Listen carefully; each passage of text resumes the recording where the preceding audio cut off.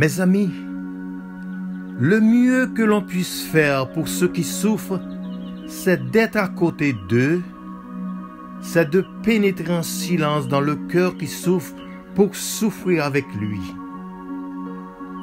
C'est le sens de compassion et de sympathie. Certes, au dernier moment, Jésus a voulu donner un sens à la douleur et il est monté sur sa croix en silence, sans forfanterie, mais plein d'amour. À son exemple, nous devons donner à nos frères et sœurs qui souffrent, je ne dis pas l'impression, mais la certitude que nous sommes de cœur avec eux. L'idéal, bien sûr, ce serait de leur montrer que toute la souffrance humaine débouche sur la joie si on la transfigure par l'amour en l'offrant avec Jésus crucifié. Mais c'est un long cheminement.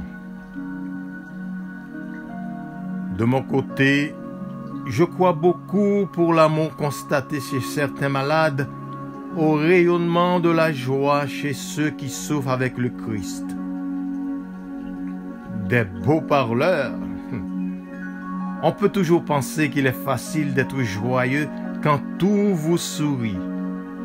Mais quand on sait que telle personne souffre atrocement et qu'elle conserve ou parfois même intensifie la joie qu'on lit dans son regard, c'est alors là qu'on se pose des questions.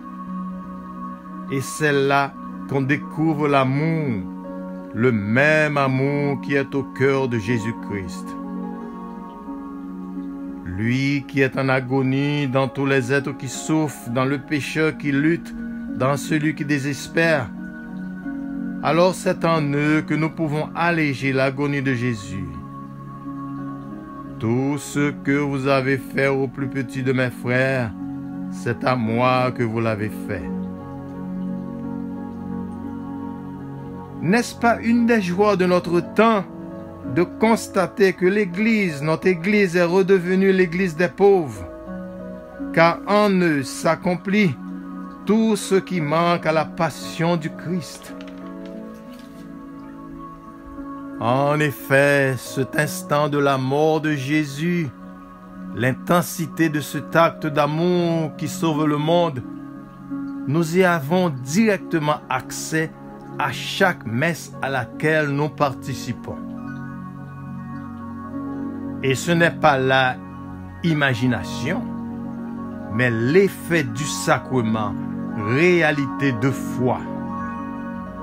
C'est ainsi qu'à mesure que le temps s'écoule, que se déroulent nos vies et que célèbrent des messes, c'est toute la vie palpitante du monde qui passe par ce trou d'aiguille qui est l'instant du don suprême de Jésus à son Père.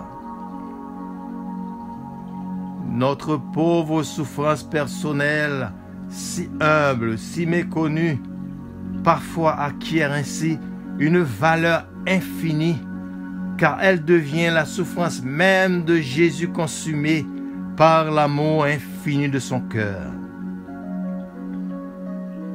La messe, la consécration de la messe est ce moment extraordinaire où notre vie d'aujourd'hui, avec tout ce qu'elle comporte, nos joies, nos souffrances, nos difficultés et toute notre vie concrète, rejoint le cœur du Christ mourant et participe à son offrande au Père. Combien Saint Jean-Marie Vianney, le curé d'As, avait raison de dire: si on savait ce que c'est que la messe, on en mourrait. Amen.